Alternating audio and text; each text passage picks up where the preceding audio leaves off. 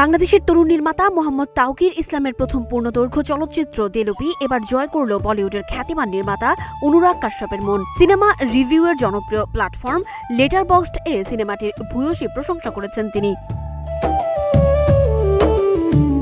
অনুরাগ কাশ্যপ লিখেছেন, ক্ষমতার রাজনীতি যে কত ক্ষুদ্র স্তরেও কাজ করতে পারে তা দেলুপি গ্রামের গল্পে দারুণভাবে ফুটে উঠেছে।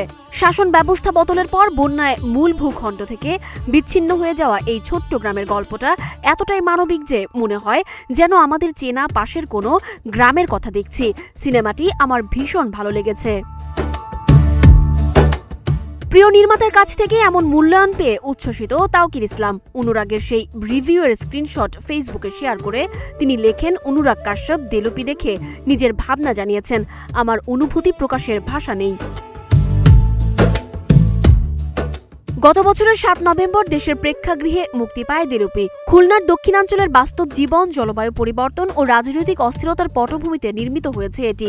গণবিপ্লবের মুখে সরকার প্রধানের দেশত্যাগের পর এক ভয়াবহ বন্যায় বিচ্ছিন্ন হয়ে পড়ে একটি গ্রাম। এর মাঝে যাত্রাশিল্পী পরিবারের ছেলে পার্থ ও নূপুরের মানবিক সম্পর্ক ও টিকে থাকার লড়াই নিয়েই সিনেমার গল্প। দেশীয় প্রেক্ষাগৃহে প্রশংসিত হওয়ার পর সিনেমাটি আন্তর্জাতিক পরিমণ্ডলে, বিশেষ করে সম্মানজনক রটারডাম আন্তর্জাতিক চলচ্চিত্র উৎসবে অংশ নিয়ে প্রশংসা কুড়িয়েছে। সানজিদা আফরিন, সোনিয়া, নাগরিক, প্রতিদিন।